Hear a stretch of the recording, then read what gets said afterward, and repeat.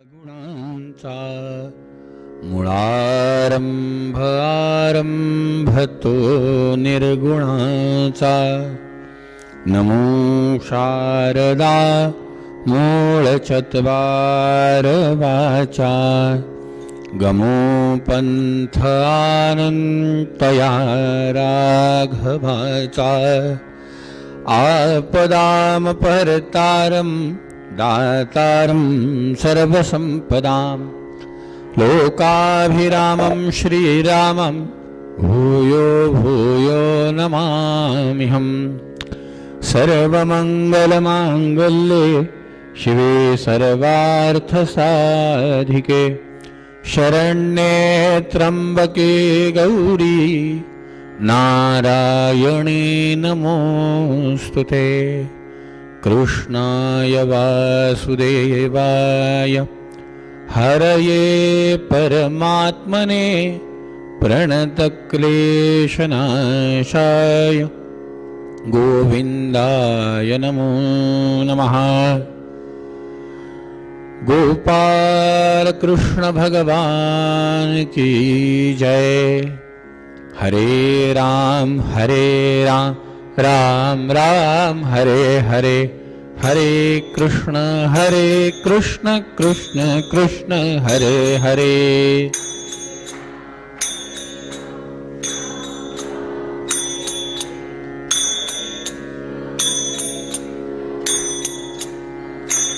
हो हरे राम राम राम हरे हरे हरे कृष्ण कृष्ण कृष्ण हरे बोला।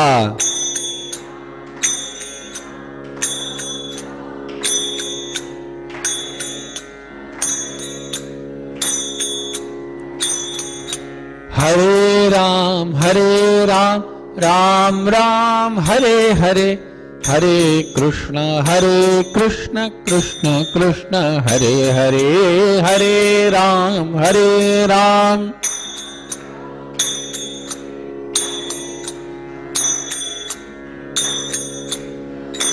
हो हरे राम राम राम हरे हरे हरे कृष्ण कृष्ण कृष्ण हरे बोला बोला हरे राम हरे कृष्ण कृष्ण कृष्ण ओ हरे राम राम राम हरे हरे हरे कृष्ण कृष्ण कृष्ण हरे बोला।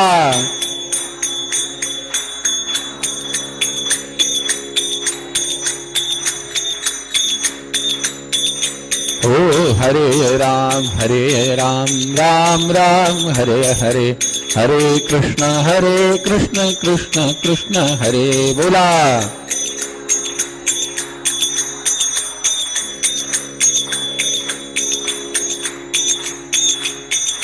ओ हरे राम राम राम हरे हरे हरे कृष्ण कृष्ण कृष्ण हरे हरे हरे राम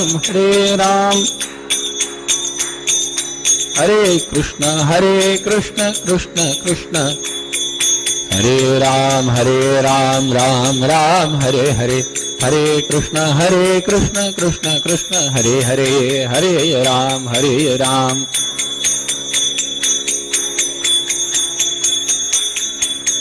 हो हरे कृष्ण कृष्ण कृष्ण हरे हरे हरे कृष्ण कृष्ण कृष्ण गोपाल कृष्ण भगवान की प्रभु रामचंद्र भगवान की महारुद्र हनुमान की सद्गुरु समर्थ रामदास स्वामी महाराज की जय जय रघुवीर समर्थ।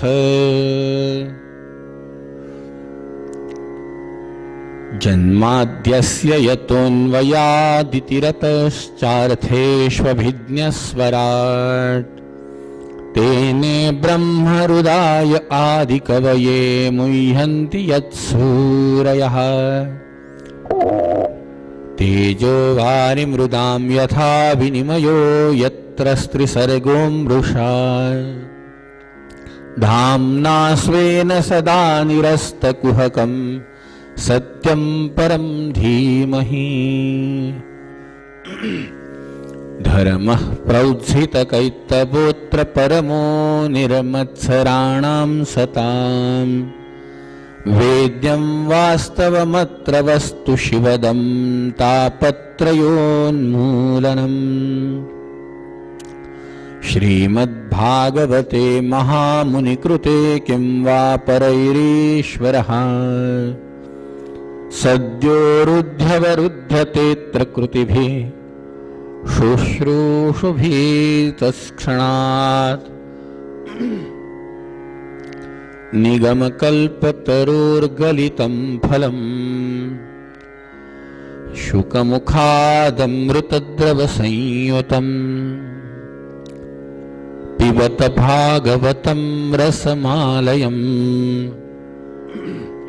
मुहुरहो रसिका भुवि भावुकाः गोपाल कृष्ण भगवान की भागवत महापुराण की श्री शुकदेव भगवान की जय जय रघुवीर समर्थ।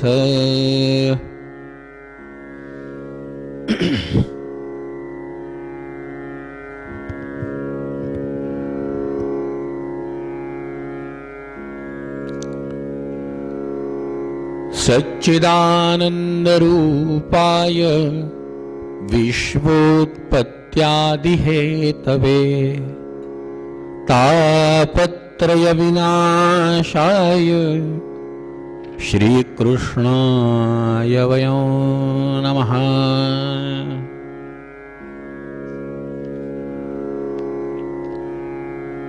आनंदकंद परमात्म्याच्या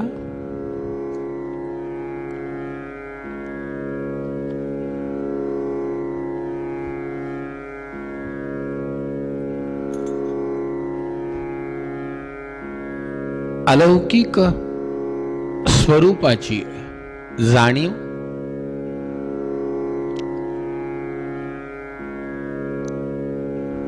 जीवाला करून घेण्यासाठी नरदेहाची प्राप्ती झालेली आहे। नरदेह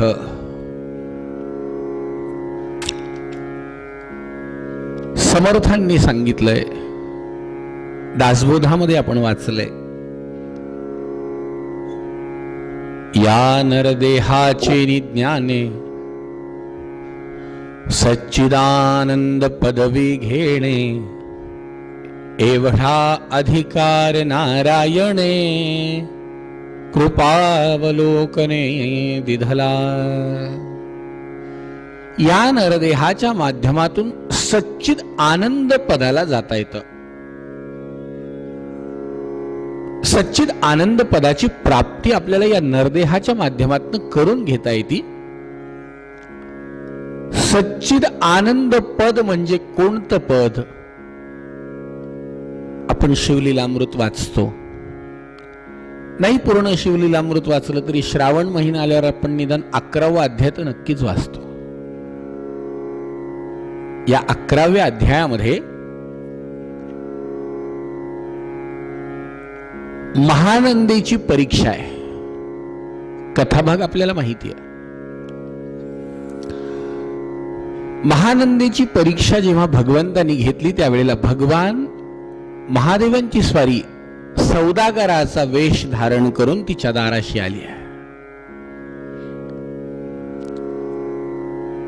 परीक्षा घेतली, एक कंकण त्या सौदागराच्या हातात होतं। ती हातात असलेलं, कारण ही महादेवाची भक्त होती, इनी त्या कंकणाची मागणी केली। 3 दिवस मी तुमची दासी होईल असं वचन दिलं आणि वचन देऊन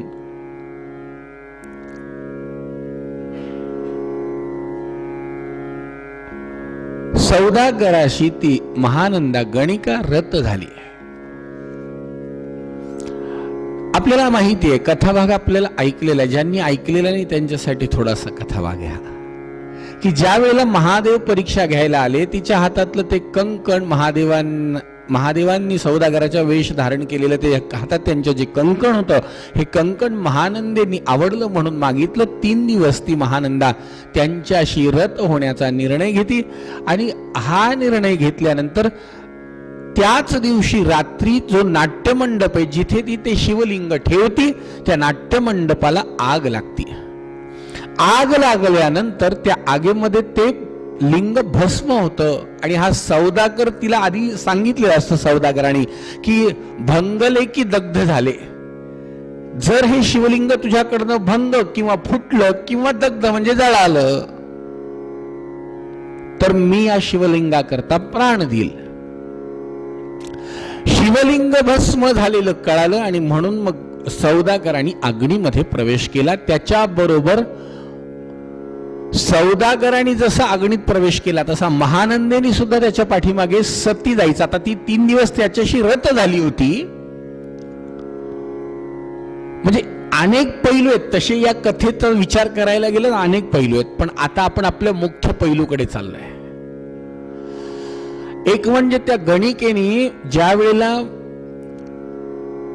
हातात पाणी घेतलं आणि पाणी घेऊन ती म्हणाली की आता मी प्राण देणार आणि माझ्याजवळ जी संपत्ती आहे, मी सती जाणार. सती का जाणार तर माझे पती, आता ज्यांना मी 3 दिवस माझं पती मानलं होतं, तर पती मानलं म्हणून मग आता मी अग्नीमध्ये प्रवेश करणार.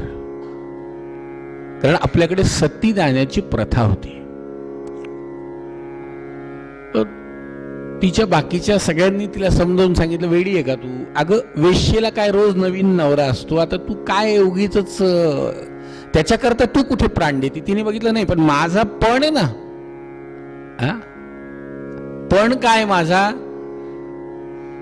की नेमिला जो पुरुष तत्वता त्याचा दिवस सरत न सरता इंद्रासही वशनो हे. ज्याला मी शब्द दिलाय जितके दिवस मी त्याची दासी होणार, मी त्याच्याशी रत, त्याचा शब्द मोडून इंद्र जरी माझ्याकडे आला तरी मी त्याला रती देणार नाही, असा माझा नियम आहे. एक गणिका आपला नियम पक्का पाळू शकते. आज समाजामध्ये नवीन पिढीला फार मोठा आदर्श आहे. तसा जर विचार केला तर, कारण आज समाजामधली परिस्थिती फार भयावह आहे. मोठ्या मोठ्या मेट्रो सिटींमध्ये जर आपण जेव्हा गेलो त्यावेळेला आपल्याला हे दृश्य अगदी आपल्या साध्या डोळ्यांनी सुद्धा पाहायला मिळेल, रस्त्यांवर पाहायला मिळेल. अशी अवस्था आहे. ज्या स्त्रीला आमच्याकडे शक्ती म्हणून संबोधल्या गेलंय, जिची शक्ती म्हणून पूजा केल्या गेली आहे,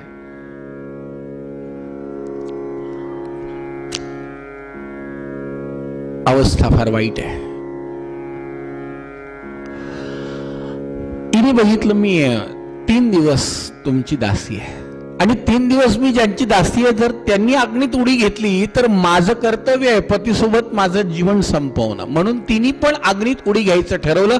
तिची जी काही ती काश्मीर देशीचा तोची भूप, काश्मीर देश तिच्या ताब्यात होता.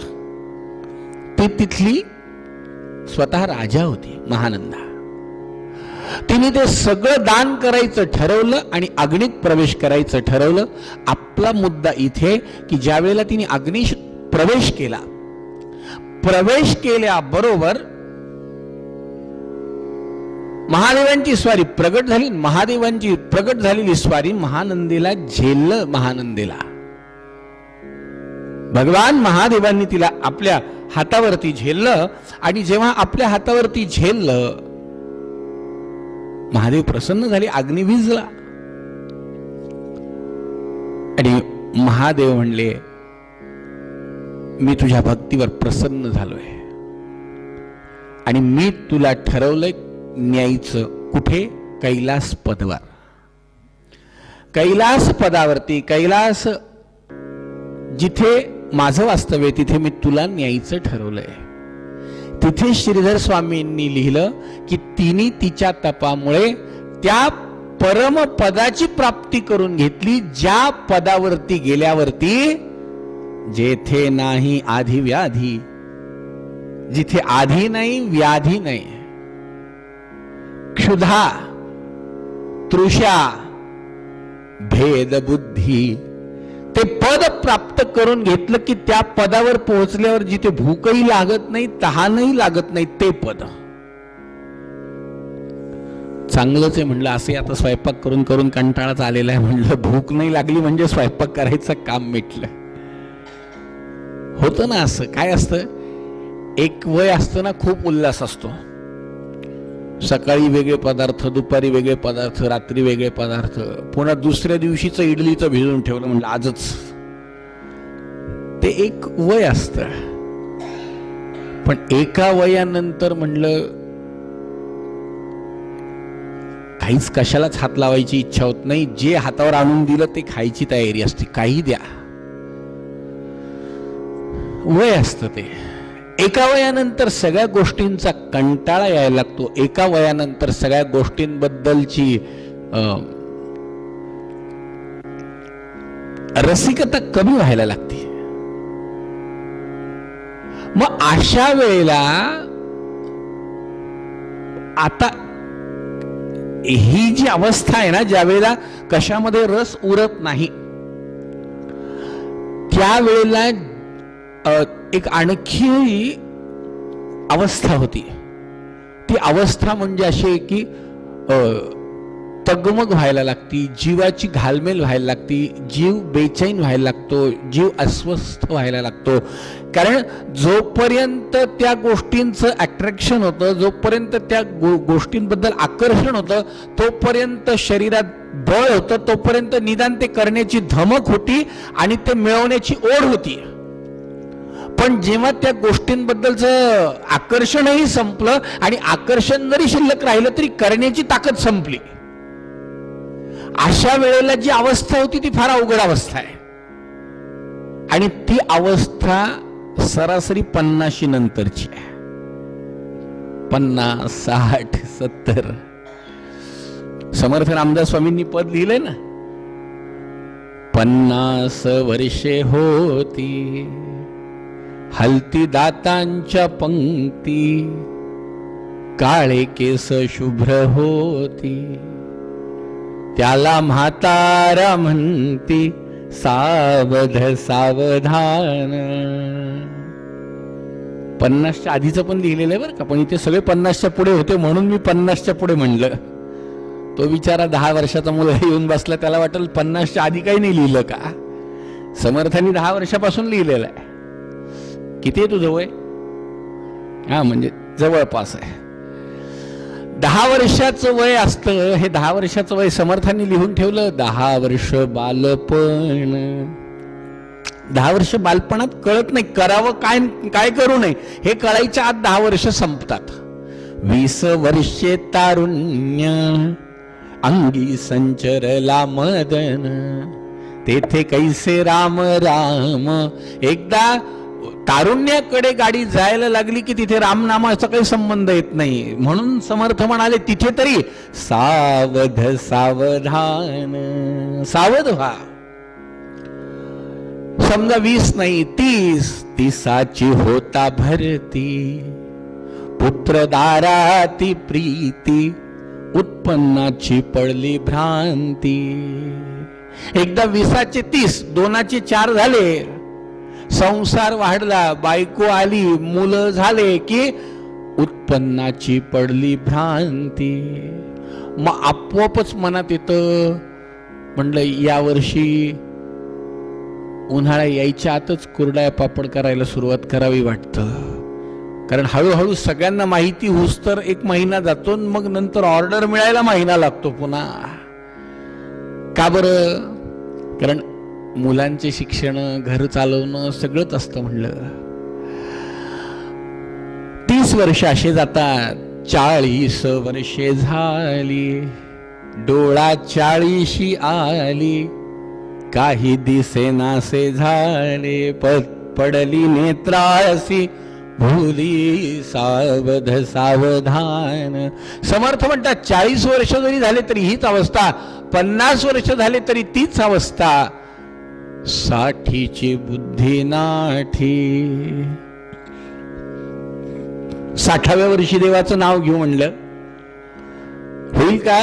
समर्थांनी लिहून ठेवलंय. समर्थ म्हणतात, साठीची बुद्धी नाठी हाती घेऊन या काठी, वसा वसा लागे पाठी, त्याला हासती कारटी, सावध सावधान. महाराज म्हणले साठीची बुद्धी नाठी, म्हणूनच रिटायरमेंट सुद्धा 60लाच आहे. 58-60.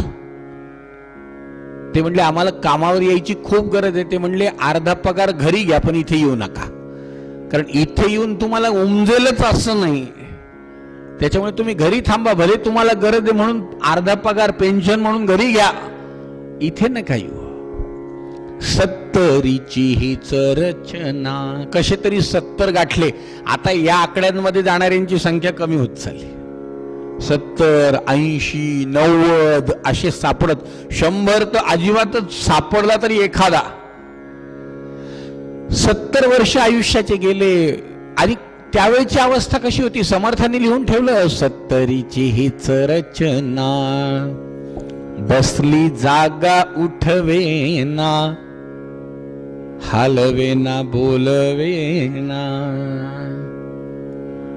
समर्थ मठात जेव्हा आल्या आल्या सगळीकडे खुर्च्या पाहिल्यावरती मी म्हणलं नाही, इथं काही चिंता नाही. पण आमच्या तिकडे आधी लोक यायच्या आधी कथेला विचारतात, का खुर्च्या आहेत ना? असतील तर कथेकडे यायला, नाही तर मग आम्हाला आता बसता येत नाही, उठता येत नाही. म्हटलं बसायचं तरी एक जण लागतो, उठायचं तर 2 जण लागतात धरून उठवायला. काय करणार? समर्थांनी लिहून ठेवलं 70 वर्ष झाले की हे होणारच. तरी समजा जगले, म्हणजे जगले पाहिजे, काही मरा असं माझं म्हणणं नाही. आता समर्थांनी लिहून ठेवलं 100 वर्ष कलियुगाचं आयुष्य मर्यादाच आहे. 70 झाले, 80, 4 विसा मिळून 80, जैसी जळाविन माशी, तैसा जीव कासावेसी. तिखट खाल्लं तरी त्रास होतो, आळणी खाल्लं तरी त्रास होतो, कमी खाल्लं तरी भगभग होती, जास्त खाल्ली तर पोट दुखतं, झोपायला गेलं हाडं दुखतात, उठून बसलं पाठीला कळ लागते, चालायला लागलं पायात गोळे येतात, बसून राहिलं तरी गुडघे दुखतात. ही अवस्थाच होऊन जाती. एकदा 80 वर्षाचं वय झालं, सगळं रिपेअर करण्यासाठी मार्केटमध्ये जरी वेगवेगळ्या प्रकारच्या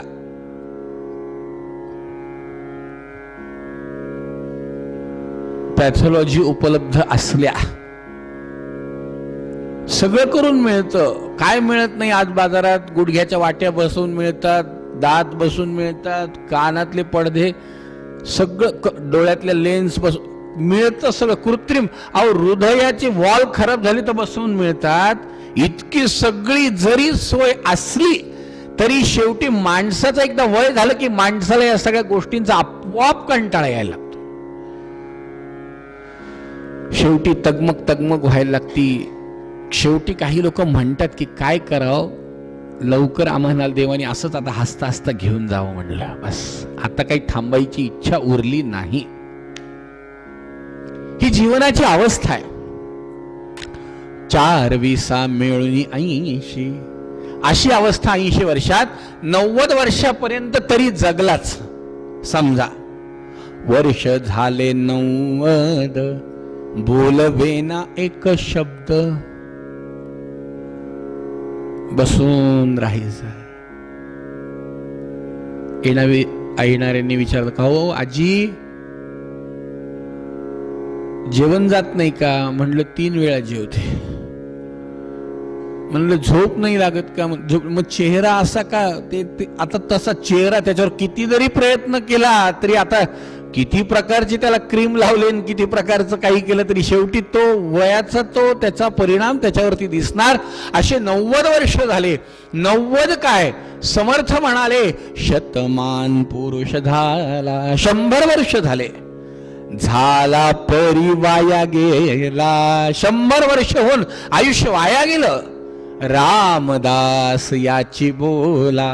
समर्थ म्हणाले असं 100 वर्ष जरी आम्ही जगलो तरी पण 100 वर्ष असे जातील. त्यामुळे आम्ही लवकर वेगी सावध झाला, आम्ही लवकर सावधान, कानावरती द्विज सावधान ऐसे कानावर सावधान शब्द पडले आणि समर्थ सावध झाले. समर्थांनी सांगितलं त्यामुळे आम्ही सावध झालो. आणि सावध झाल्यावरती आम्ही केलं काय? वेगी सावध झालो आणि सावध झाल्याबरोबर आम्ही ठरवलं जीवनामध्ये काय केलं पाहिजे. आपला विषय कुठे होता? आनंद कंद परमात्म्याच्या अलौकिक शक्तीची प्राप्ती का करायची? तर त्या पदावरती गेल्यावरती जिथे तहान नाही, भूक नाही, त्रास नाही, जिथे क्लेश नाही, भय नाही, जिथे कोणत्याही प्रकारची तळमळ नाही, जिथे कोणत्याही प्रकारची म्हणजे ज्या पदावरती गेल्यावरती मनुष्य जन्मामध्ये काही असताना काही नसताना जे वातावरण कायम बदलत राहतं ना, ते बदलायचा धोका जिथे नाही ते पद, त्या पदावरती जाण्याचा अधिकार सगळ्यांना आहे. सगळ्यांना आहे. ज्यांना ज्यांना नरदेह मिळाला आहे त्या सगळ्यांना त्या पदावर जाण्याचा अधिकार आहे. म्हणून समर्थांची ओवी आहे, या नरदेहाचे निज्ञाने सच्चिदानंद पदवी घेणे, एवढा अधिकार नारायणे कृपावलोकने दिधला. ही ओवी जी आपण म्हणलो की देवानी अधिकार आपल्याला दिलाय, देवानी काही त्याचे अधिकार आपल्याला दिलेत की आपण त्या पदावरती जाऊ शकतो. आपण त्या पदावरती जाऊ शकतो, आपण त्या पदावर विराजमान होऊ शकतो. आणि त्या पदावर विराजमान होण्याची व्हॅलिडिटी आहे कुठपर्यंत? जोपर्यंत नरदेह आहे तोपर्यंतच ही संधी आहे. एकदा नरदेह निघून गेला, एकदा नरदेह निघून गेला की समर्थांनी लिहिलं दासबोधामध्ये, हा देह पडता पुन्हा पाविजे मागुता, ऐसा विश्वास धरता तुझलाज नाही. हा नरदेह निघून गेला, निघून गेल्यानंतर पुन्हा मिळेल. समर्थ म्हणाले, मडके अवचिता फुटले, फुटले ते फुटोनी गेले. एकदा नरदेह निघून गेला, मडकं फुटलं, फुटलं की फुटून गेलं. सगळ्या गोष्टींना जोडायची सोय. प्लास्टिकची वस्तू जर फुटली तर आजकाल तिला सुद्धा तिथे डाग देऊन मिळतो, जोडून मिळतं. लोखंडाची फुटली तिला पुन्हा तिथे, सोन्याची तुटली, चांदीची, कोणत्याही धातूची वस्तू तुटली तर तिला जोडता येतं. फक्त एकमेव खापराचीच वस्तू आहे अजूनही जिला जोडायची सोय नाही. मडके अवचिता फुटले. समर्थ म्हणाले, मडकं फुटलं, फुटलंय ते फुटून गेले. एकदा मडकं फुटलं की फुटून गेलं, पुन्हा त्याला जोडता येत नाही. तसा नरदेह आहे, एकदा निघून गेला की नंतर पश्चाताप करण्यामध्ये अर्थ नाही. जोपर्यंत नरदेह आहे तोपर्यंत कैवल्याची प्राप्ती करून घेता आली पाहिजे. आणि कैवल्याची प्राप्ती करून घेण्यासाठी प्रपंच सोडायची गरज आहे का? नाही. आपल्या जे काही आपलं दैनंदिनी आहे, जे काही आपण आपल्या जीवनाची आखणी करून ठेवली आहे प्रपंचामध्ये, आपण खरं म्हणजे सध्या तरी भागवताला आलेल्यापैकी 99% प्रपंच करून आता त्याच्यातनं बाहेर पडण्याच्या पर्यंतची वेळ आली आहे तशी. पण ठीक आहे, आपण गृहीत धरू, तरी पण आपल्या मागे प्रपंच आहेच. मग या प्रपंचात असताना आपण काय करू शकतो हा प्रश्न महत्वाचा आहे. आणि काल आपण शुकाचार्यांची आणि राजा परीक्षितीची भेट झाली. आणि भेट झाल्यानंतर शुकाचार्यांना नमस्कार राजांनी केला. आणि केल्यानंतर जो पहिला प्रश्न विचारला की महाराज, ज्याच्या समोर मृत्यू आलेला आहे ज्याच्या समोर मृत्यू आहे, त्या मरणासन्न व्यक्तीने काय केलं पाहिजे हा प्रश्न काल आपण ऐकला आणि या प्रश्नाचं उत्तर शुकाचार्यांनी राजाला काय दिलं ते आज आपल्याला ऐकायचं आहे. तत्पूर्वी नारायण नारायण श्रीमन्नारायण नारायण नारायण बोला.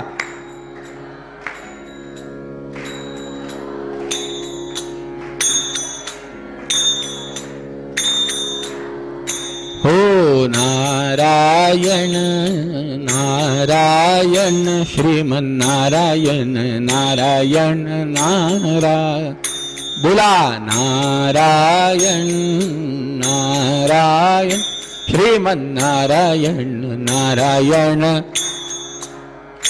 हरि नारायण नारायण नारायण बोला.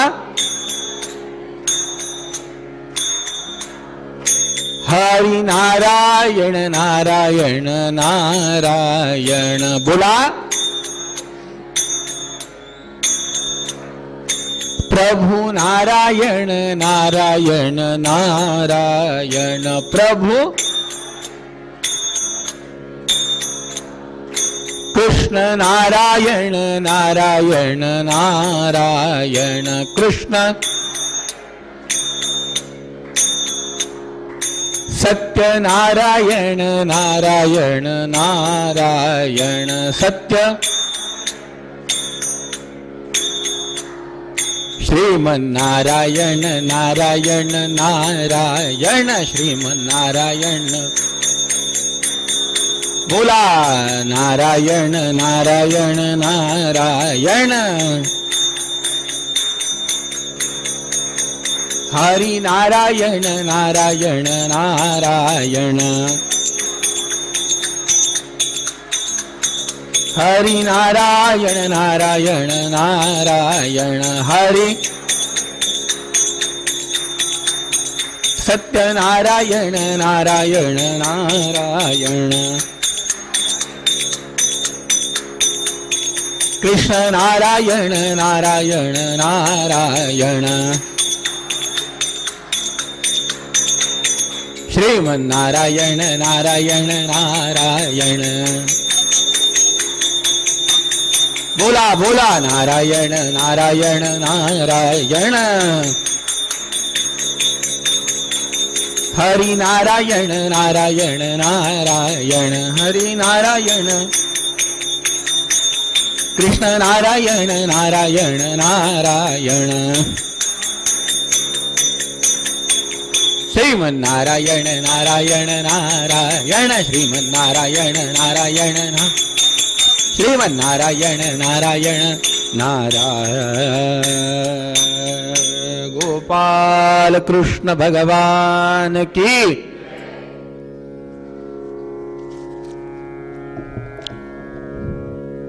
शुकाचार्य म्हणतात, राजा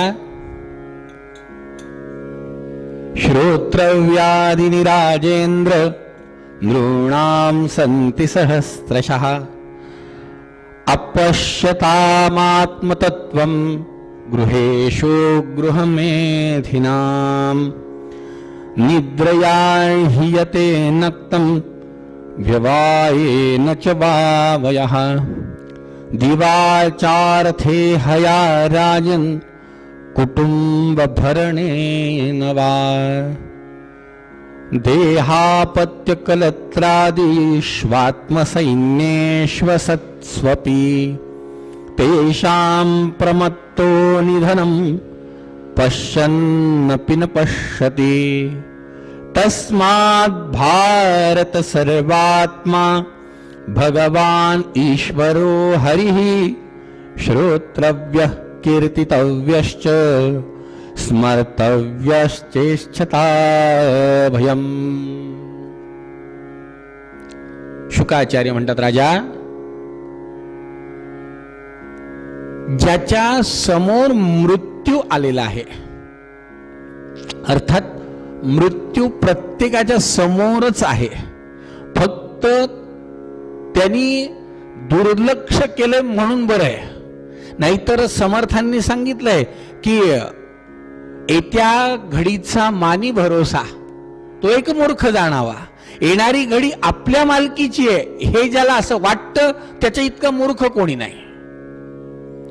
समर्थांनी सांगितलंय ना, उठल्याबरोबर जसं देवाचं स्मरण करायला सांगितलंय, सकाळी आपण उठतो आणि प्रातस्मरण सांगितलंय, समर्थांनी त्याच्याबरोबर एक वाक्य सांगितलंय, मरणाचे स्मरण असावे. सकाळी उठल्याबरोबर लक्षात ठेवायचं की कदाचित आपला आजचा दिवस शेवटचा आहे.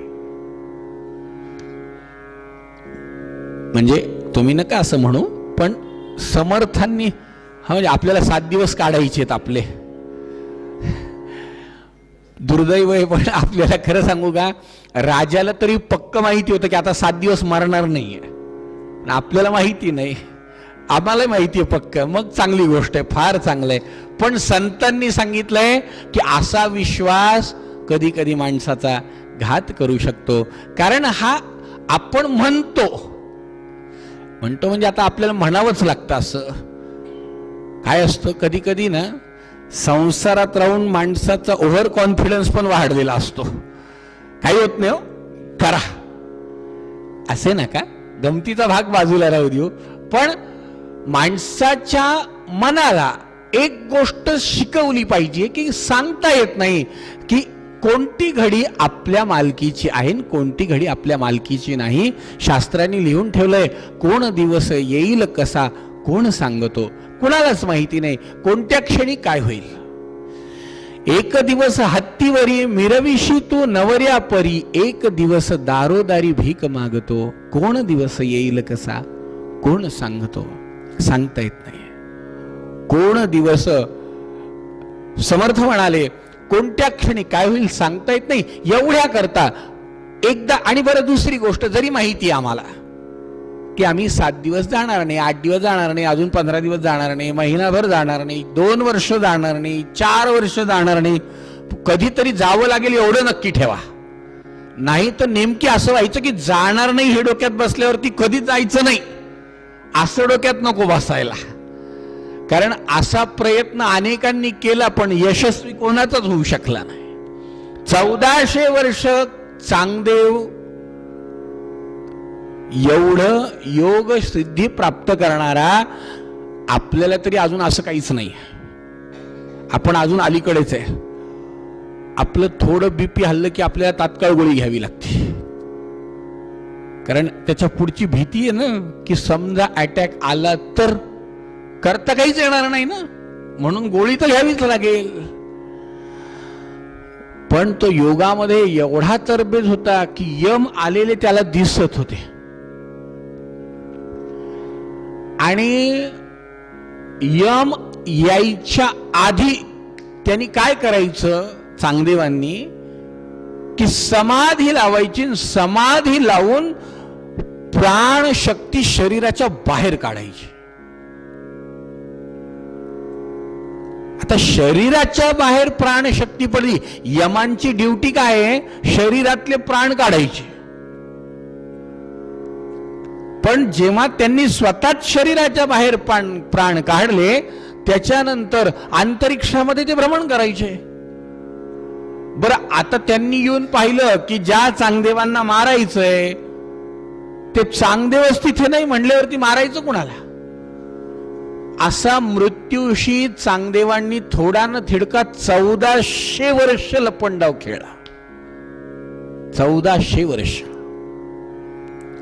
पण 14 वर्षाच्या मुक्ताबाईंनी त्यांना समजून सांगितलं की हे किती जरी पळाले तुम्ही, 1400 नाही 14,000 वर्ष जरी पळाले तर मारावं लागेल निश्चित. मरण अटळ आहे. मग मरण अटळ आहे तर श्रोत्रव्याधिनी राजेंद्र, राजा ऐक, मरण अटळ आहे. आज उद्या परवा तेरवा केव्हा तरी मरण अटळ आहे. आणि जे अटळ आहे ते येण्यापूर्वी काय कर, ते येण्यापूर्वी एक गोष्ट लक्षात ठेव की अर्ध आयुष्य झोपेनी खाल्लंय. अर्ध काय, आपल्याला माहिती आपण किती वेळ झोपतो आणि किती वेळ उठतो, त्याच्यामुळे आता गणित आपलं लावायचं.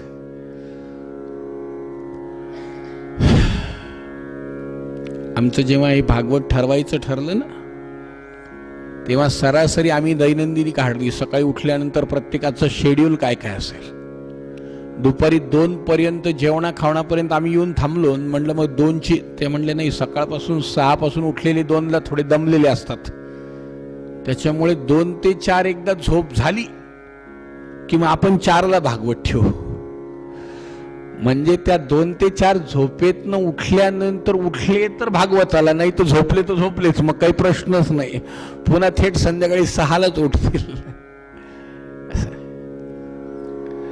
4 वाजेपर्यंत झोप, त्याच्यानंतर मग कथा, त्याच्यानंतर घरी जाणं, मग पुन्हा आपलं जेवण खावण, मग नंतर ठीक आहे. माणसाचं अर्ध जीवन असं लिहिलंय. काय केलंय? दिवाचार्थे हया राजन निद्रयार्ह्यते नक्तम. अर्ध आयुष्य माणसाचं झोपेत जातं, अर्ध उरलेलं आयुष्य त्याच्यामध्ये बालपण. त्या उरलेल्या आयुष्यातच अर्ध जीवन त्याचे 4 भाग पुन्हा जर केले तर त्यातला पुन्हा काही भाग बालपणात जातो, काही भाग तारुण्य, लग्न झाल्यानंतर कुटुंबाचं भरण पोषण करणं, कुटुंबाची सेवा करणं याच्यामध्ये जातं. आणि मग जे काही थोडंफार उरलं ते याच्या वाट्याला येतं. नेमकी ते जे याच्या वाट्याला येतं ना, ते काहीच उपयोगाचं नसतं, ते त्याच्याच उपयोगाला येतं की नाही काय माहिती. अशी अवस्था माणसाच्या जीवनाची झालेली असते. आणि अशी अवस्था जेव्हा माणसाची होती तेव्हा काय असतं, एकदा मरण समोर येऊन उभं राहिलं किंवा एकदा मरणाच्या दारात माणूस उभं राहिलं की तेव्हा वेळेवर काहीच करू शकत नाही, काहीच करू शकत नाही. लक्षात ठेवा, उभ्या आयुष्यात ज्याला काही करता आलं नाही तो मरताना काही करील असं वाटतं का? नाही शक्य. मरताना तो ते करू शकत नाही. याचं कारण काय की मरताना तर आणखीन भीती वाटते. मरणाची ज्यांनी आधी तयारी केली त्याला तरी भीती वाटत नाही, पण ज्याला मरणाची भीती, मरणाची ज्याची तयारी नाही तो आधीच घाबरलेला असतो. म्हणूनच आमच्याकडे किती सुंदर लिहून ठेवलंय, जग हे बंदी शाळा, जग हे बंदी शाळा, कुणी न येथे भला चांगला, जो तो पथ चुकलेला, जग हे बंदी शाळा, कुणान ठाऊक सजा किती ते. कुणाला माहिती आहे मरण कधी येणार आहे? कोठून आलो तेन च स्मरते. कुठून आलोय हेही माहिती नाही, किती दिवस इथे राहावं लागणार हेही माहिती नाही, पण सुटके लागी मन घाबरते. इथून सुटका व्हायची वेळ आली तर मात्र मन घाबरत. जो आला तो रमला, जग हे बंदी शाळा, जग हे बंदी शाळा, जग हे बंदी शाळा, कुणी नाही येथे भला चांगला. इथे काय आहे की आयुष्यामध्ये मिळालेलं आयुष्य झोपेमध्ये, कुटुंबाचं भरण पोषण करण्यामध्ये, बालपणामध्ये आणि मग वार्धक्यामध्ये अशा अवस्थेत जातं. मग एतावान सांख्य योगाभ्याम. शुकाचार्य म्हणतात, राजा अशी माणसाच्या जीवनाची एकंदरीत अवस्था आहे. मग या माणसाने केलं काय पाहिजे तर तस्मात् भारत सर्वात्मा. त्याच्यामुळे हे बघ राजा काय केलं पाहिजे तर श्रोत्रव्य कीर्तितव्यश्च स्मर्तव्यश्चेष्ठता भयम. श्रोत्रव्य ऐकलं पाहिजे. जीवनाचं कल्याण कशामध्ये आहे कायम याचे विचार ऐकत गेलं पाहिजे. म्हणून आपल्याकडे नवविधा भक्तीमध्ये सगळ्यात पहिली भक्ती कोणती सांगितली असेल तर श्रवणम. भागवतामध्ये आपल्याला माहिती आहे हा श्लोकच भागवतातला आहे.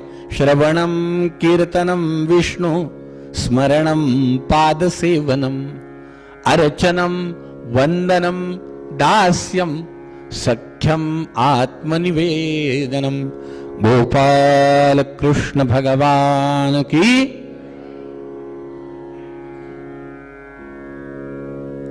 भागवतामध्ये हा श्लोक कुठे आलाय तर प्रल्हादानी भगवान नारदांनी आपल्याला काय शिकवलं, आपल्याला नवविधा भक्ती नारदांनी कशी शिकवली याबद्दल प्रल्हादांनी सांगितलेल्या आपल्या मित्रांना जे काही कथा सांगितली याच्यामध्ये हा श्लोक आवर्जून आलेला आहे की नवविधा 9 प्रकारे देवाची भक्ती कशी करावी. त्यात सगळी पहिली भक्ती कोणती आहे तर श्रवणम, ऐका.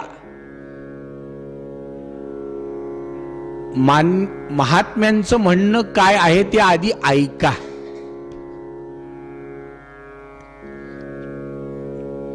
म्हणून राजा श्रोत्रव्य, ऐक. देवाबद्दल 4 शब्द ऐक. कीर्तितव्यश्च, जे ऐकलं ते आपल्या अनेकांना सांगण्याचा प्रयत्न कर. की देवाबद्दल जे आपण ऐकलंय ते आणखीन 4 जणांना सांगण्याचा प्रयत्न केला पाहिजे. ही भक्तीच आहे. जे जे आपण असं ठावे ते इतरांना शिकवावे, इतरांना सांगता आलं पाहिजे. तसंच्या तसं नाही सांगता येणार पण काही ना काहीतरी सांगता नक्की येईल आणि सांगितलंच पाहिजे. मला सांगा, आपण सांगतोच की नाही. एखाद्या ठिकाणी सेल लागला, आपण वाचला की आपला पहिला फोन आपल्या जीवलग माहित, हॅलो अगं मी आज जातानाच पाहिलं, एकदम छान सेल चालू आहे. होतच हो, आपोआप माणसाच्या जे चांगलं आहे त्याच्याबद्दल आपोआप माणसाच्या तोंडात येतं, साहजिकच आहे. बापटताईंनी आम्हाला कालच विचारलं तुम्ही इथली कचोरी खाल्ली आहे का,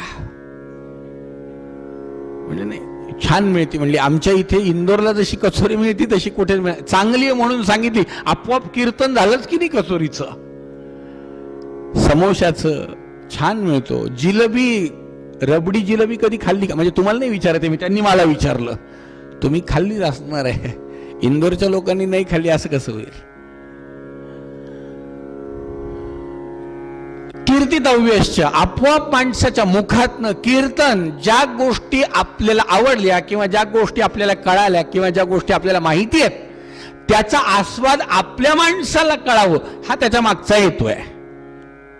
इथे याचा आस्वाद छान आहे तर तुम्ही त्याचा आस्वाद घ्या, हा त्याच्या मागचा शुद्ध भाव आहे. पण जसा हा भाव शुद्ध आहे तसंच त्या ईश्वराची कृपा कशी प्राप्त होईल आणि जे आपण ऐकलंय, जे आपण अनुभवलंय ते आपल्याला कीर्तितव्यश्च. राजा, संसारामध्ये माणसाने काय करायचं तर जे आधी चांगलं ऐकायचं, अनुभवायचं आणि नुसतं अनुभवून शांत नाही बसायचं. कीर्तितव्यश्च, हे सांगायचं. हा मार्ग किती उत्तम आहे, याचं कीर्तन आपल्याकडून झालं पाहिजे. श्रोत्रव्य कीर्तितव्यश्च. तिसरा महत्वाचा भाग हा भागवतातला श्लोकच आहे. द्वितीय स्कंद जिथे सुरू झाला तिथे राजाने पहिला प्रश्न विचारला, तिथे 4थ्या 5व्या आणि 6व्या 3 श्लोकामध्ये हे ज्ञान सांगितलंय. एवढं जरी करता आलं ना तरी भागवताची फलश्रुती बरं का. असं समजू नका एकेका श्लोक, भागवताच्या एकेका श्लोकाचं चिंतन सुद्धा खूप काही देऊन जाणार आहे. एका श्लोकामध्ये काय सांगितलंय, राजा काय करायचंय, तस्मात् भारत सर्वात्मा भगवान ईश्वरो हरिही, पहिली ओळ. आणि दुसऱ्या ओळीत सांगितलंय श्रोत्रव्य कीर्तितव्यश्च स्मर्तव्यश्चे. एक म्हणजे ऐकलं पाहिजे, दुसरं म्हणजे सांगितलं पाहिजे. आणि नुसतं ऐकून सांगून उपयोग आहे का? नाही. जे ऐकलंय, जे सांगितलंय ते आम्ही पण केलं पाहिजे. आम्ही पण केलं पाहिजे. आम्ही सुद्धा अखंड नाम जप केला पाहिजे. देवाच्या नामजपाची महती ऐकली पाहिजे, सांगितली पाहिजे आणि आम्ही स्वतः सुद्धा केली पाहिजे. आणि हे करणारे समहात्मा सुदुर्लभ, असे करणारे महात्मे दुर्लभ असतात. आणि जेव्हा जेव्हा असे महात्मे समाजात येतात तेव्हा त्यांच्या दर्शनाने सुद्धा माणसाचं जीवन धन्य होतं, धन्य होतं. असं करणारे आहेत का? कितीतरी आहेत, आजही आहेत. आधी नाही झाले का? झालेत. समर्थांनी लिहिलंय की नाही राजबोधामध्ये, धर्मस्थापनेचे नर ते जाणावे ईश्वरी अवतार, झाले आहेत पुढे होणार, देणे ईश्वराचे जय जय रघुवीर समर्थ. झाले धर्मस्थापनेचे नर, मागे झालेत, आहेत आणि पुढे सुद्धा होणार आहे. यापैकी मी सांगितलं ना, आपण ज्या आदरणीय गंधे महाराजांचं दर्शन घेतलंय, आपण ज्या गंधे महाराजांना पाहिलंय,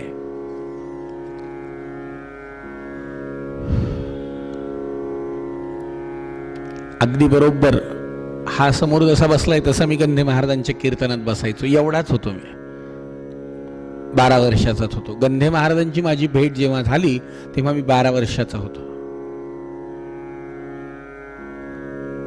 गंधे महाराजांचं कीर्तन तर अतिउत्तम होतच. कीर्तितव्यस्य, कीर्तन तर उत्तम होतच. ऐकलंही त्यांनी उत्तम होतच, कीर्तन उत्तम करतच होते. पण तिसरा जो महत्वाचा मुद्दा आहे ना, आपण ज्या मुद्द्यावर आहे की स्मर्तव्य, स्वतः स्मरण करणे, तर जे त्यांच्या बरोबर राहिले, जे त्यांच्या बरोबर होते, काही काळ ज्यांनी त्यांच्या बरोबर घातलाय त्यांना माहिती आहे की महाराजांचं कीर्तन संपल्यानंतर सुद्धा रात्री 1, 2, 2:30, 3 वाजेपर्यंत जवळजवळ महाराज जागे असायचे. एकदा सगळे झोपले, ज्यांच्या घरी महाराज मुक्कामाला होते त्यांच्या घरचे सगळे जण झोपले. आणि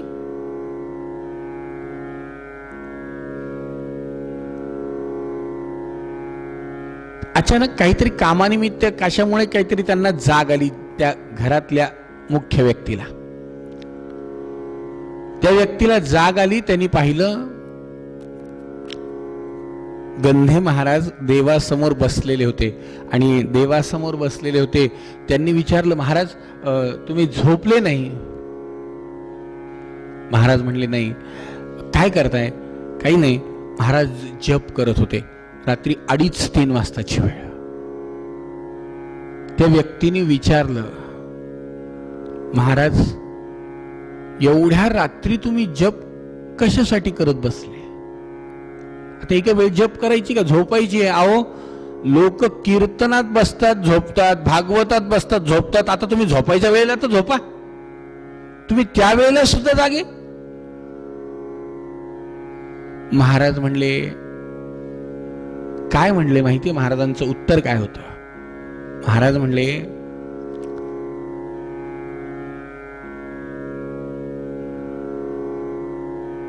आपल्याला आड माहिती आहे ना? आड पाणी, विहीर, विहिरीतला छोटा, विहीर म्हणजे मोठी असते, आड म्हणजे घरात असायचे.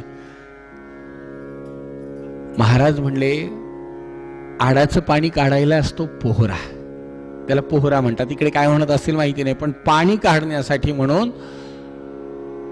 आणि महाराज म्हणले, आडावरती पोहरे जास्त झालेत, पाणी काढणारे जास्त झाले, तर पाणी काढणारे जास्त म्हणल्यावरती त्याच्यात पाणी पाहिजे ना, कोरडा आड पडून उपयोग आहे का? तसं आमच्यावर विश्वास ठेवून आम्ही म्हणल्याप्रमाणे उपासना करणारे अनेकांच्या जीवनातले जर प्रश्न सोडवायचे तर अनेकांच्या जीवनामध्ये लागणारी उपासना जर तेवढी तयार केली तर ती त्यांना मिळेल, नाही तर मिळेल कुठून? आणि मग तेवढी उपासना करावी लागल ना, आधी तेवढी उपासना करावी लागल. आणि असे महात्मे जे आहेत हे नुसते सांगत नाहीत, असे महात्मे नुसतं जगाला ज्ञान सांगत बसत नाही, तर वेळ जेव्हा मिळेल त्या मिळालेल्या वेळातल्या वेळात देवाचं नाम, देवाच्या नामाने पुण्याई जमा करण्याचा कायम प्रयत्न करतात. म्हणून आपण आपल्या जीवनामध्ये या महात्म्यांचा आदर्श घेऊन काय केलं पाहिजे, तर आपण सुद्धा जेव्हा वेळ मिळेल तेव्हा, जेव्हा आपल्याला असं वाटतं की आपल्याला वेळ आता काहीच काम नाहीये, त्यावेळेला हातात माळ घेतली तरी उत्तम, नाही घेतली तरी उत्तम, काही जरी नाही झालं तरी निदान त्यावेळेला तिथे आपल्या मुखामध्ये श्री कृष्ण गोविंद हरे मुरारे हे नाथ नारायण वासुदेव, श्री कृष्ण गोविंद हरे मुरारे हे नाथ नारायण वासुदेव. बोला श्री कृष्ण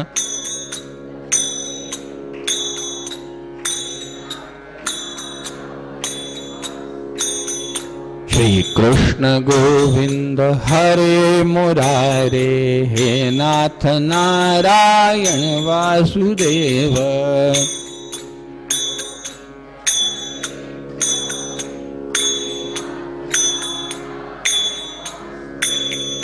हे नाथ नारायण वासुदेव. बोला हे नाथ नारायण वासुदेव.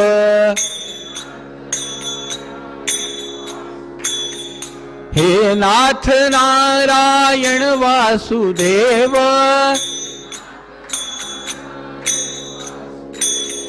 हे नाथ नारायण वासुदेव.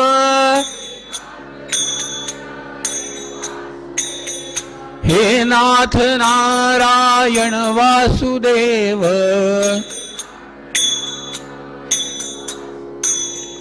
हे नाथ नारायण वासुदेव. हे नाथ नारायण वासुदेव.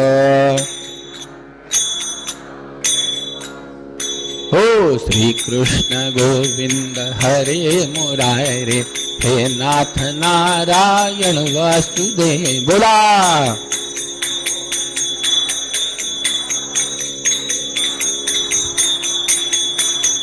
हो श्री कृष्ण गोविंद हरे मुरारे हे नाथ नारायण वासुदेव.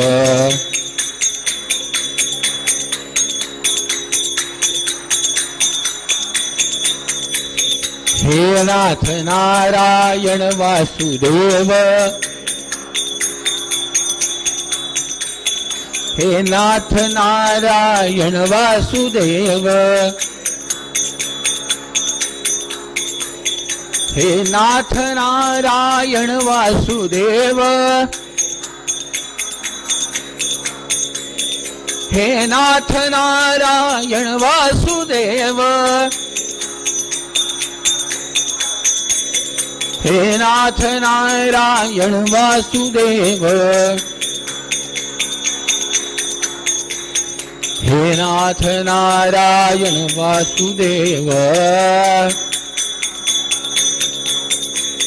हे नाथ नारायण वासुदेव. हो श्री कृष्ण गोविंद हरे मुरारे हे नाथ नारायण वासु. बोला बोला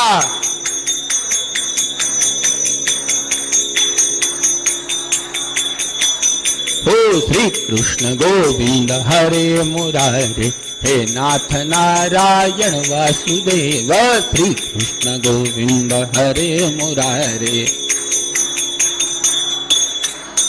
गोपाल कृष्ण भगवान की. राजा एवढ्या करता जीवनाचं रहस्य आहे. माणसाला मरण येणाऱ्या माणसानी निश्चित 3 गोष्टी केल्या पाहिजे. श्रोत्रव्य ऐकलं पाहिजे, स्मर्तव्य स्मरण केलं पाहिजे आणि कीर्तितव्य कीर्तन केलं पाहिजे. का बरं? याचं कारण काय? याचं कारण असं आहे, जन्मलाभ परम पुंसा. जन्मलाभ होणं हे भाग्याचं लक्षण आहे. मनुष्य जन्म प्राप्त होणं हे भाग्याचं लक्षण आहे. आता मिळालाय मनुष्य जन्म अनमोल रे, माटी में नाल रोल रे, अभी तो मिला है फिर न मिलेगा, कभी नहीं कभी नहीं कभी नहीं रे.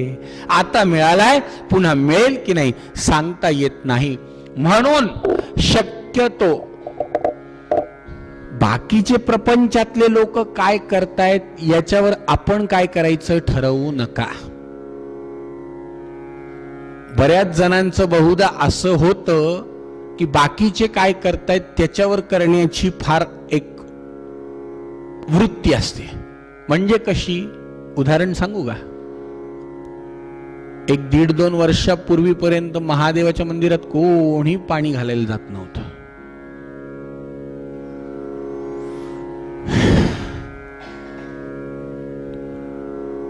जसं ते 1 लोटा जलन समस्या का हल आलं,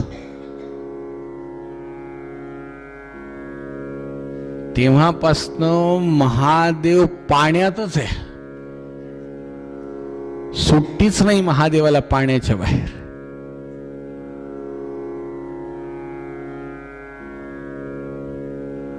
कशामुळे झालं हे? एक म्हणजे सगळ्यात पहिल्यांदी समस्यांचा डोंगर वाढवून ठेवला. म्हणून महादेवाला पाणी घातलं पाहिजे म्हणून कोणाला काही नाही, पुढच्या ओळीसाठी सगळं चालला. हा जो आटापिटा सगळा चालला ना, हर समस्या का हल. ज्याच्याकडे समस्याच नाही तो पाणी घालायला चालला, मग काही खरं समजायचं. प्रत्येकाच्या मागे अगणित समस्या आहे आणि अगणित समस्येबरोबर ती 1 लोटा जल त्याच्यामुळे आहे. आमच्या संतांना हे पटत नाही. हे म्हणजे पाणी घालणं नाही. आमच्या संतांना हे पटत नाही. म्हणजे काय पटत नाही? तर यांनी केलं, त्यांनी केलं, त्यांनी केलं म्हणून मी केलं, हे करणं संतांना पटत नाही. संतांचं म्हणणं आहे की स्वतःच्या दृष्टीला, स्वतःच्या बुद्धीला जोपर्यंत त्या गोष्टीची जाणीव नाही तोपर्यंत ह्या भानगडीत पडू नका. यांनी केलं, त्यांनी केलं म्हणून करायला गेलं तर काय होतं?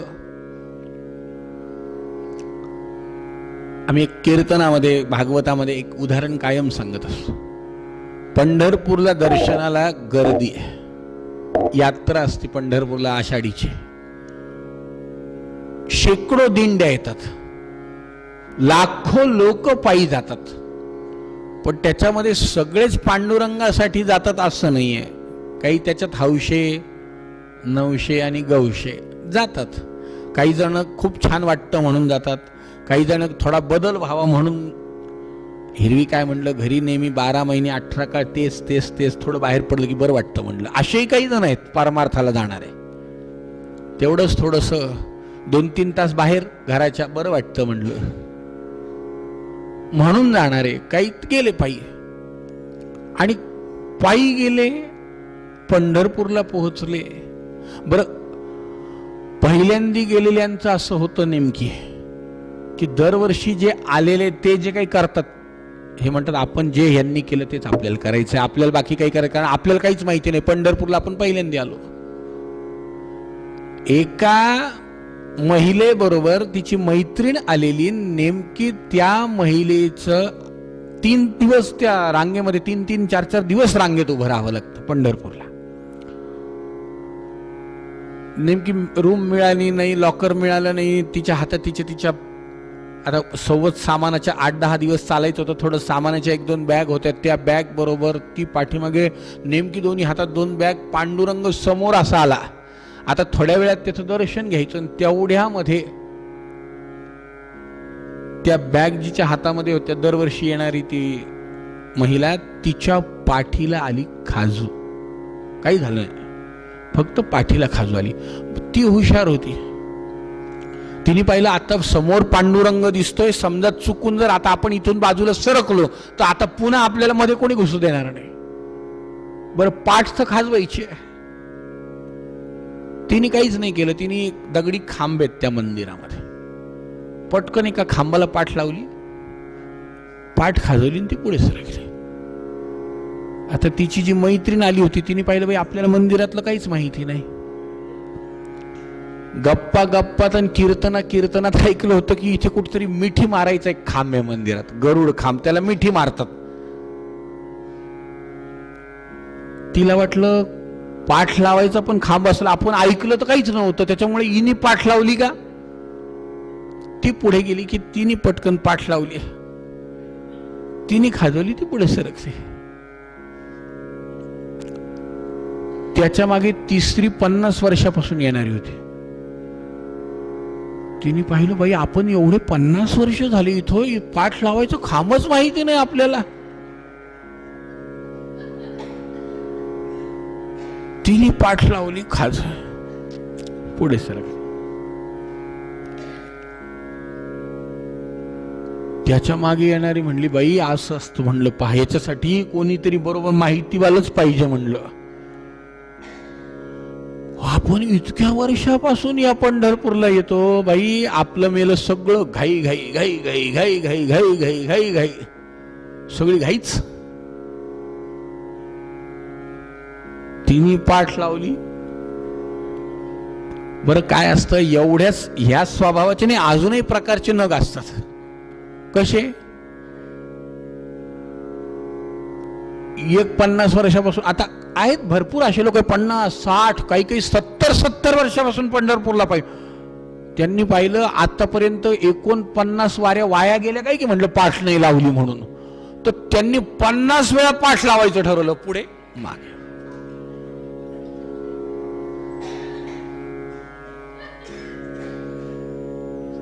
ते आपलं मागचं रेकॉर्ड पूर्ण करायला पुढे, कारण मागच्या वाऱ्या भरून काढायच्या म्हणल्या.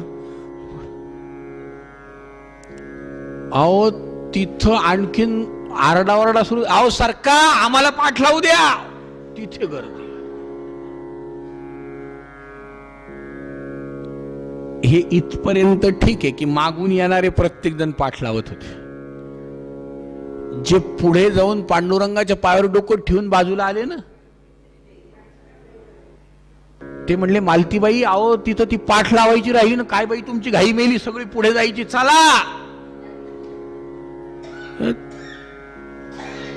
त्या पुढे गेलेल्या पुन्हा मागे, पुन्हा त्या, हे सगळी म्हणजे मागचे तर खांबाजवळ होते, पुढे गेलेले खांबाजवळ आले. एक वेळ अशी आली गुरुजी, पांडुरंगाजवळ कोणीच नाही, सगळे खांबाजवळ जावं, सगळे खांबाजवळ. पांडुरंगाचे पुजारी म्हणले माधवराव काय झालं तिकडे. म्हणलं काय सगळेच्या सगळे तिकडे, पांडुरंग काय म्हणलं. म्हणलं पहा बरं कोण काय काय झालं म्हणून. माधवरावांनी धरला एका हातात, म्हणलं ए का रे पाठ का लावली. आता ज्यांनी लावली त्याला काहीच माहिती नव्हतं. तो म्हणला मला नाही माहिती, यांनी लावली म्हणून मी लावली म्हणलं. आता माधवरावची उत्सुकता वाढली, त्यांनी दुसऱ्याला विचार, ए का रे पाठ का लावली. आपल्याला माहिती यांनी लावली म्हणून. असं करता करता करता करता नेमकी ज्या बाईच्या हातात महिलेच्या पिशवी होत्या दोन, ती बाजूला पांडुरंगाचं दर्शन घेऊन बाजूला आलेली, त्यांनी विचार, आजी त्या खांबाला पाठ का बरं लावली. तिने पाहिलं माझ्या पाठीला खाजू आली म्हणून मी पाठ लावली. म्हणजे बाकीच्यांनी का लावली. म्हणलं आपल्याला नाही माहिती हे बाकीचे का बरं पाठ लावायला लागले. म्हणलं तिथे हे सगळेच्या सगळे इथं पासून तिथपर्यंत पाठ का लावायला लागले माहिती नाही. असं होत असतं याचं त्याचं पाहून केलं तर. याच्यासाठी याचं त्याचं पाहून काही करायचं नाही. काय जे काही करायचं ते शास्त्रांनी सांगितलेलं आणि दुसरी गोष्ट संतांनी अनुकरण केलेलं हे केलं पाहिजे. आणि म्हणून शुकाचार्य म्हणतात, राजा एवढ्यासाठी काय केलं पाहिजे तर श्रोत्रव्य कीर्तितव्यश्च स्मर्तव्यश्चेच्छता भयम. माणसाचा जन्म पुन्हा नाही मिळालाय, म्हणून आता आपल्या जीवनाचं कल्याण करून घ्यायचं हे सांगत असताना शुकाचार्यांना राजाला आणखी एक आवर्जून सांगावं वाटलं. राजा, अंतकाले तू पुरुष आगते गत साध्वसहा. माणसाने अंतकाळी भगवंताचं स्मरण करायचं. का करायचं? कारण छेद, जन्म मृत्यूच्या चक्राला भेद, त्या जन्म मृत्यूच्या चक्रातून बाहेर पडायचं असेल तर अंतकाळी भगवंताचं स्मरण फार महत्वाचं आहे, फार महत्वाचं आहे. आणि अंतकाळी भगवंताचं स्मरण झालंच पाहिजे. शुकाचार्य म्हणले, राजा, माझ्या वडिलांनी मला सांगितलेलं आहे की ज्या वेळेला देवर्षी नारदांनी त्यांना भागवताचं स्मरण करायला सांगितलं, नारदांच्या प्रेरणेने माझ्या वडिलांनी भागवत लिहिलं. त्यावेळेला नारदांनी आवर्जून सांगितलं होतं की महर्षी व्यासांना देवाचं स्मरण करण्याची ताकद काय आहे. तर देवर्षी नारदांनी सांगितलं की व्यासांना, महर्षी, जेव्हा मी नारद होण्यापूर्वीच्या जन्मामध्ये एका दासीचा मुलगा होतो आणि दासीचा मुलगा असताना आमच्या गावामध्ये माझी आई काही विद्वानांच्या घरी मोलकरीण म्हणून काम करायची. त्यावेळेला माझ्या आई बरोबर, कारण मी माझी आई आम्ही दोघंच होतो, आम्हाला कोणी नव्हतं बाकी. आणि ज्या वेळेला मी माझ्या आई बरोबर जायचो कामाला, तेव्हा योगायोगाने वर्षा आणि शरद अशा 2 ऋतूंचा चातुर्मास आला. श्रावण, भाद्रपद, अश्विन आणि कार्तिक हा चातुर्मासाचा काळ आला. आणि या काळामध्ये काही महापुरुषांची वस्ती आमच्या गावामध्ये लागली. आणि योग असा की त्या महापुरुषांच्या संगतीत माझ्या आईला त्यांची सेवा करण्याचा योग आला. मी आणि माझी आई त्यांच्या बरोबर राहायला लागलो, त्या महाराजांच्या सानिध्यात राहायला लागलो. आणि 4 महिने त्यांच्या संगतीत आम्हालाही देवाचं भजन, देवाचं पूजन, देवाचं नामस्मरण याची गोडी लागली. आणि जेव्हा चातुर्मास संपला तेव्हा हे महात्मे घरी जायला त्यांच्या प्रस्थानासाठी निघाले. आणि जेव्हा ते प्रस्थानासाठी निघाले त्यावेळेला मी आणि माझी आई त्यांच्या पुढे हात जोडून उभं राहिलो.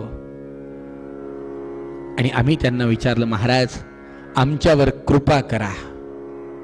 तेव्हा त्या महात्म्यांना माझी दया आली. त्या महात्म्यांनी माझ्या डोक्यावरून हात फिरवला आणि मला सांगितलं, काहीही झालं बाळा तरी देवाचं नामस्मरण सोडायचं नाही, काही झालं तरी. देवर्षी नारद म्हणतात, मी दासीचा मुलगा होतो, संतांनी मला नामस्मरणाचा उपदेश केला. आणि संत निघून गेले. मी माझी आई घरी आलो. हळूहळू काळ पुढे सरकला. आणि महर्षी, एक दिवस भल्या पहाटे माझी आई चुलीसाठी सरपण आणण्यासाठी म्हणून जिथे सरपण ठेवलेलं होतं, जिथे लाकडं गोळा करून ठेवलेले होते, आमच्या थोडस गावात, आता पूर्वीच्या वस्ती छोटीशी असायची, एका ठिकाणी ते लाकडं ओले होऊ नये म्हणून व्यवस्थित झाकून वगैरे ठेवलेले, तिथे माझी आई ते सरपण आणायसाठी गेली म्हणून. आणि नेमकी कुपाटा आजूबाजूला थोडा असेल झाडं झुडपाचा परिसर होता. आणि तिथे माझ्या आईने जसं लाकूड काढलं तसं एका नागाने माझ्या आईला दंश केला. माझी आई ओरडली. आईचा आवाज ऐकला आणि मी आवाजाच्या दिशेने पळालो. पण आईकडे जाईपर्यंत आई जमिनीवर कोसळली. तोंडातनं फेस आला. गावातले लोक जमेपर्यंत माझ्या आईचा प्राण गेला. महर्षी, माझी आई गेली आणि माझी आई गेली, बस माझं सगळं संपलं. का? कारण माझं विश्व माझी आई होती. देवर्षी नारद म्हणतात, गतजन्मी जेव्हा मी दासीपुत्र होतो तेव्हा माझं विश्व म्हणजे माझी फक्त आई होती. आणि आई म्हणजे काय होती तर आई, प्रत्येकाची आई ही काय असते हे जेव्हा आई नसती त्याच वेळेला कळत. आईचं वात्सल्य काय आदरणीय गंधे महाराजांनी फार सुंदर लिहून ठेवलं. ज्यावेळेला महाराजांची आई गेली तेव्हा सकाळी महाराजांनी 3:30-4 वाजता उठून एक पद लिहिलं. माय माऊलीची याद रोज रोज सतावते. आईची आठवण रोज येते. एक एक आठवण आसवांनी चिंब होते. एक एक आठवण आईची आसवांनी चिंब होते. आई काय आज कळतं तुझे आघात शब्दाचे किंवा मारणे हाताचे. आज मला जाणवते आशीर्वाद ममतेचे. आई एक एक रूप तुझे दर्शन स्वर्गंगेचे. दर्शन स्वर्गंगेचे. दर्शन स्वर्गंगेचे. आईने काय केलं कष्ट सोसुनी दुःखाचे आम्हाला गी प्रतिपाळी. दारिद्र्यात आम्हासाठी केली पदराची झोळी. आई आज कळे माझे सुख तुझ्या सानिध्यात होते. तुझ्या सानिध्यात होते. जरी वाढलो वयाने आपण वयाने जरी वाढलो तरी आई हे पद वेगळंच आहे. म्हणूनच लिहिलंय ना स्वामी तिन्ही जगाचा उगीच नाही हो. खरं सांगू का ही भावना सुद्धा समाजातनं कमी का झाली. आज नवीन पिढीला याबद्दल कमी आस्था झाली आहे. या गोष्टींविषयीची आस्था. याचं कारण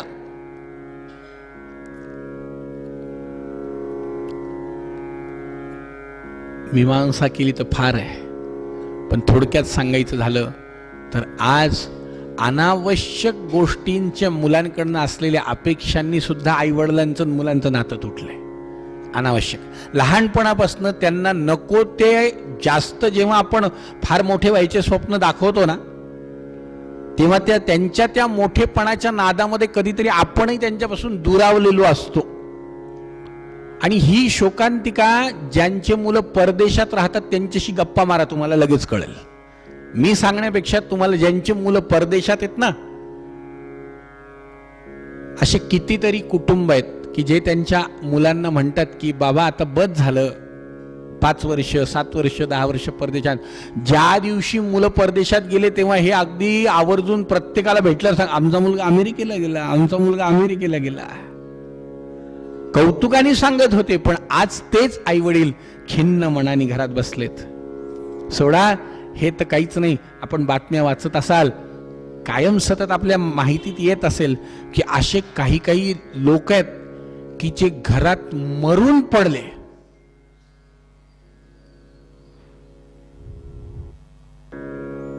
अक्षरशः आत्ता मध्यंतरीच मुंबईमध्ये 6 महिने झाले आई वडील होते घरामध्ये. आई वडील नाही फक्त वडील होते आणि 6 महिन्यानंतर आजूबाजूच्या लोकांनी खूप तक्रार केली की काय इथे ते दरवाजा काही उघडा दिसत नाही मध्ये वास येत होता असं तसं. अक्षरशः जेव्हा तो दरवाजा तोडला पोलिसांनी तर पलंगावरती अक्षरशः नुसता हाडाचा सापळा पडलेला होता. हाडाचा सापळा म्हणजे मरून 1 2 3 नाही 6 महिने जवळजवळ झाले होते की त्याचं मांस सुद्धा किड्या मुंगळूंनी खाऊन घेतलं होतं. कातडं तर खाऊन घेतलं मांस नुसते हाडं पडलेले होते. 6 महिन्यात आपल्या आईवडिलांचा फोन का आला नाही हे विचारायला सुद्धा मुलांना वेळ नाही. म्हणजे किती भयावह अवस्था आहे. आणि या अवस्थेला जबाबदारात कुठेतरी आई वडील सुद्धा आहेतच. मुलांना गरजेपेक्षा सुद्धा जास्त अनावश्यक ज्या गोष्टींचा मोह तो जर आपण त्यांना लावून दिला तर नंतर हे आपल्या स्वाधीन राहत नाही. कुठेतरी त्यांना या कर्तव्याची पण जाणीव देणं आपल्या हातात आहे. जेव्हा ते लहान असतात तेव्हा भविष्यात ते काय करायचं ते करतील, पण त्यांना या गोष्टीची माहिती पाहिजे, जाणीव पाहिजे. आणि ही असती की नाही, असती हा संस्काराचा भाग आहे. आणि केव्हा तुम्हाला उदाहरण सांगतो, आदरणीय गंधे महाराजांचा एक शिष्य जो माझ्या वयाचा साधारण थोडाफार मोठा असेल, पण परदेशात बरेच वर्ष परदेशात त्यांनी काढले. त्यानंतर त्यांनी इथे आल्यानंतर सुद्धा महिन्यातले 3 आठवडे 4 आठवडे तो परदेशात जाणं येणं असायचं. आणि ज्या वेळेला त्याची आई खूप सिरियस होती, त्यावेळेला त्या मुलांनी अक्षरशः कंपनीत सांगून टाकलं की जोपर्यंत मी जॉईन होत नाही तोपर्यंत मला फोन नाही करायचा, नाही तर मला आता सोडून द्या. आणि महिनाभर सुट्टी, जेव्हा त्याला कळालं की आपली आई आता महिन्याच्यावर राहत नाही, तेव्हा तो संभाजीनगरला आला. आणि नुसतं संभाजीनगरला आला नाही तर त्या मुलांनी आईसाठी महिनाभर तो ऑफिसला पूर्ण पाठ, काय होईल पुन्हा नोकरी घेतील, माझी गरज असली तर घेतील, नसली तर घेणार नाही. आणि जेव्हा 3 आठवड्यापेक्षा काळ पुढे गेला आणि आई जास्त सिरियस झाली, तो आईला रोज महाराजांचे लॅपटॉपवर कीर्तन लावून द्यायचा.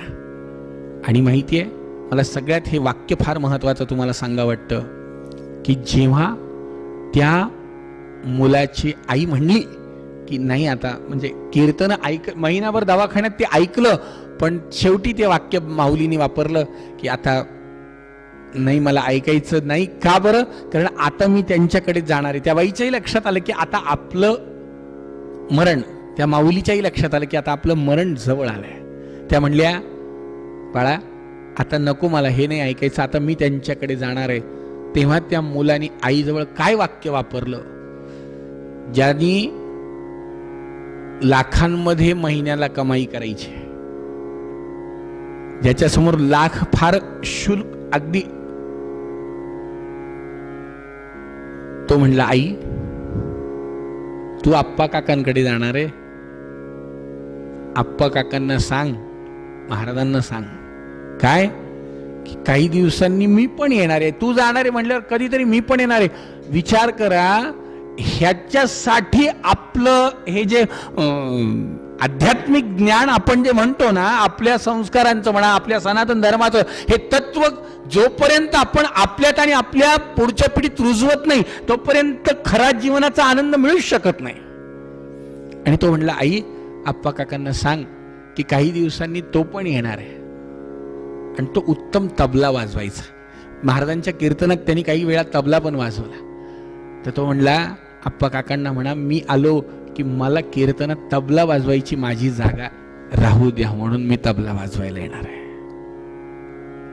लाखांनी आणि परदेशात काम करणाऱ्यांच्या विचारांमध्ये ही आपल्याला वाटतं हे होऊ शकतं. का नाही होऊ शकत? तिथे संस्कार महत्वाचे आहेत आणि संगत महत्वाची. संगत, आदरणीय गंधे महाराजांची संगत ज्यांना लाभली किंवा आदरणीय गंधे महाराजांचा अनुग्रह ज्यांना लाभला, त्यांच्या जीवनातली ही सत्यता सांगतोय मी. त्या दिवशी मला सुद्धा खूप रडू आलं. कशाचं? की एवढा मोठा झालेला मुलगा सुद्धा म्हणतोय की मला माझ्या तबल्याच्या जागेवर बसायचं आहे. मी म्हटलं, खरं आपण लहानपणी असं महाराजांच्या समोर बसून कीर्तन ऐकायचो, खरं आपली ती जागा आपल्या लक्षात राहायला पाहिजे. आपण महाराजांच्या समोर बसून कीर्तन ऐकायचो. कधीतरी महाराजांचे पुन्हा कीर्तन ऐकायला मिळावे समोर बसून, ही ओढ पाहिजे, ही ओढ पाहिजे. आणि ही ओढच परमार्थाला उत्तम प्रकारे पोषक आहे. ही ओढ, परमार्थ ज्याला जीवनामध्ये खरंच आपल्या रुजवायचं आहे त्यांनी सगळ्यात पहिल्यांदी आर्तो, भगवद्गीतात सांगितले, भगवंत प्राप्तीच्या 4 पायऱ्या आहेत. त्याच्यामध्ये सगळ्यात पहिले आर्तो, आर्तता पाहिजे. आणि आर्तता जेव्हा येते तेव्हा आपोआप सगळ्या गोष्टी घडतात, निश्चित घडतात. का नाही घडणार? आणि माझी आई गेली, मी पोरका झालो. आई गेल्यावरती मी पोरका झालो. नारदांनी सांगितलं, जेव्हा मी पोरका झालो त्यावेळेला मी काय केलं? घर सोडून दिलं. आई नव्हती, जंगलात गेलो. आणि त्या महात्म्यांनी मला सांगितल्याप्रमाणे नारायण नारायण नारायण नारायण नारायण नारायण नारायण नारायण नामाचं स्मरण करत राहिलो. खायचं नाही, प्यायचं नाही, काही नाही, फक्त नारायण. आणि त्या नारायण स्मरणाचा परिणाम असा झाला, एक दिवस आकाशवाणी झाली आणि त्या आकाशवाणीने मला सांगितलं, बाळा, या जन्मात तू कितीही नामस्मरण जप केला तरी माझं प्रत्यक्ष स्वरूपाचं ज्ञान तुला होणार नाही. या जन्मात, जेव्हा तुझा हा जन्म संपेल तेव्हा तुला नक्कीच माझं स्मरण होईल. माझा तो जन्म संपला, त्या देहाचा मी त्याग केला आणि नंतर मला जो जन्म मिळाला तो नीटनीट ब्रह्मदेवाच्या शरीरातून, अंगातून, 10 अंगातून जे 10 ऋषी निर्माण झाले त्याच्यातून मला मानसपुत्र म्हणून ब्रह्मदेवाच्या अंशातून जन्म मिळाला, तो म्हणजे नारदांचा. कशासाठी? हे कशासाठी सांगितलं माझ्या वडिलांना नारदांनी? की अंतकालेच मामेव स्मरण मुक्त्या. स्मरण केलं जर, अंतकाळी जर माझं स्मरण केलं तर स्मरण केल्यानंतर काय होतं याचा परिणाम माझ्या वडिलांना नारदांनी सांगितला. म्हणून राजा, मी तुला सांगतो की अंतकाळी काय करायचं? नामस्मरण करायचं. आणि आणखीन हे नामस्मरण अंतकाळी करता यावं असं अचानक करता येतं का? नाही. अचानक देवाचं नाव तोंडात येतं का? नाही. आमच्या नामदेवरायांनी तर सांगितलंय, तुकाराम महाराजांनी सांगितलंय, तुका म्हणे साधन सुलभ गोमटे. साधन सोपं आहे, सुलभ आहे, गोमट आहे. परी उपदिष्ठे पूर्व पुण्य. पूर्व पुण्य जर असेल तरच देवाचं नाव घ्यायची बुद्धी होईल, नाही तर देवाचं नाव घ्यायची बुद्धी होणार नाही. आणि मग आपल्यावर संस्कार व्हावा आणि आपण अंतकाळी देवाचं नाव घ्यावं, याच्यासाठी काही पद्धती शुकाचार्यांनी राजा परीक्षितीला सांगितल्या की राजा, देवाचं नाव शेवटी आपल्या मुखात यावं याच्यासाठी एक पद्धत मी तुला सांगतो. ती पद्धत कोणती आणि काय? 10 मिनिटाची अल्पविश्रांती घेऊ आणि त्यानंतर आपण ती पद्धत ऐकण्याचा प्रयत्न करू. हरे राम राम राम हरे हरे, हरे कृष्ण कृष्ण कृष्ण हरे. बोला हरे राम हरे